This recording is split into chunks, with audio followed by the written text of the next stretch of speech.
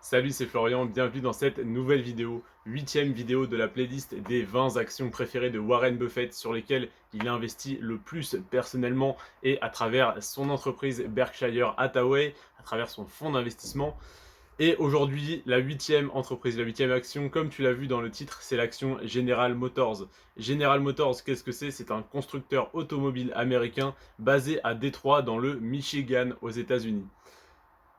C'est un constructeur automobile qui contrôlait encore une quinzaine de marques à la fin des années 1990. Je ne sais pas à combien il en est actuellement, mais en tout cas c'est une entreprise qui a l'air de très bien se développer au vu de l'intérêt que Warren Buffett y porte. Et s'il investit aujourd'hui, c'est tout simplement parce qu'il croit en l'avenir de l'entreprise. Donc c'est tout l'intérêt des 20 actions que je te présente dans ces 20 vidéos.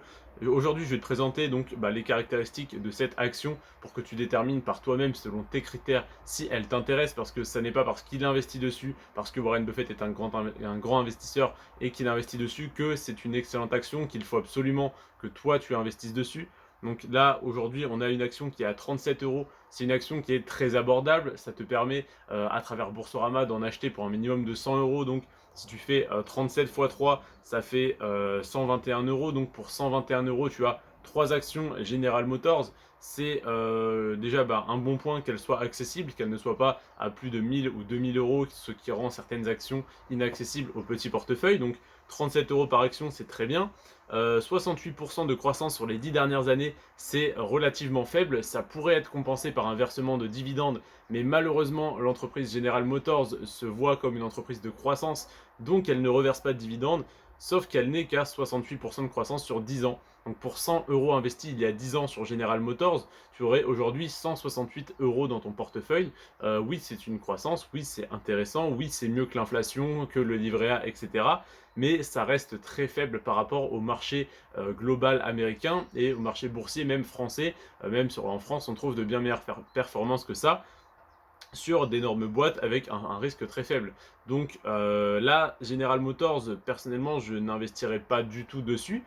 Par contre, le PER est de 6,03, c'est assez faible, c'est intéressant. Donc voilà, je comprends en fait que d'après l'analyse de Warren Buffett, il investisse dessus. Pour un énorme portefeuille comme le sien, je comprends que ça dilue énormément le risque d'avoir des grosses boîtes comme ça, avec une faible croissance, mais une croissance stable et on va dire, voilà euh, sans risque, si on peut dire, on va dire voilà très peu risqué, hein, un risque contrôlé. Donc je comprends en fait que pour son type de portefeuille, ça soit intéressant. Après, dans mon portefeuille, ça ne sera pas du tout le type d'action que je vais avoir ou que je vais rechercher. Personnellement, je n'investis pas et je n'investirai pas prochainement sur General Motors. Je ne dis pas que je n'y investirai jamais, hein. Si jamais dans 2-3 ans je refais l'analyse et qu'elle correspond à mes critères, ça sera peut-être le cas, mais en tout cas 68% de croissance sur 10 ans, pour moi ça n'est pas intéressant. Je suis déjà un petit peu plus orienté vers les actions à dividendes que les actions de croissance. J'aime bien les actions qui mêlent les deux, qui ont un dividende en augmentation et dont le cours de l'action suit l'augmentation du dividende. Donc c'est vraiment les actions qui vont le plus m'intéresser. General Motors ne verse pas de dividendes, mais si elle avait une croissance importante, elle aurait pu m'intéresser en tant qu'action de croissance afin de faire augmenter le capital de mon portefeuille un petit peu plus vite qu'avec des dividendes et un rendement à 5 ou 6%. Donc si j'avais pu avoir une croissance de 20, 30 à 40% par an sur le cours de l'action, ce qui aurait mené à un 500, 600% de croissance sur 10 ans, oui c'est ambitieux, mais c'est ce qu'il y a sur pas mal d'actions sur lesquelles j'ai investi ou sur lesquels j'ai pour projet d'investir prochainement.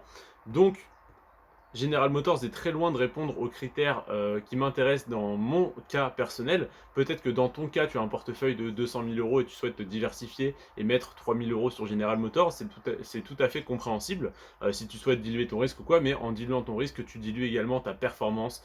Donc, personnellement, l'action ne m'intéresse pas dans mon cas personnel. Comme je t'ai dit, ça peut ne pas être pareil pour toi. En tout cas, voilà, je t'ai présenté cette action rapidement. Constructeur automobile basé aux États-Unis. Il y avait une quinzaine de marques à la fin des années 90, donc c'est-à-dire au début des années 2000, un petit peu avant 2000, donc il y a 25 ans à peu près.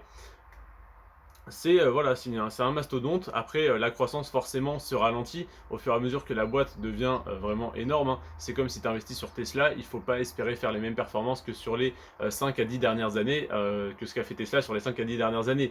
J'ai envie de dire, trop tard pour investir sur Tesla en espérant faire un, 14 000 de croissance sur, 10 ans. Par contre, pour espérer faire un fois 2 fois 3 en quelques années, c'est potentiellement possible si Tesla se développe encore.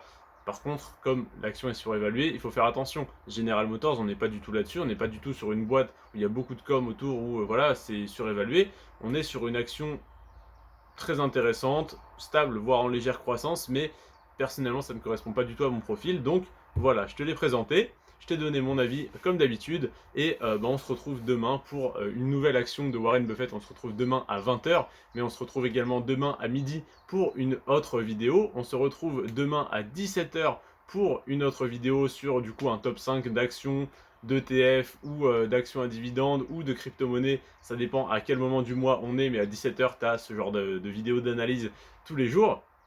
Et à 20 h demain pour une action, pour une analyse d'action, on sera sur la Bank of New York Mellon.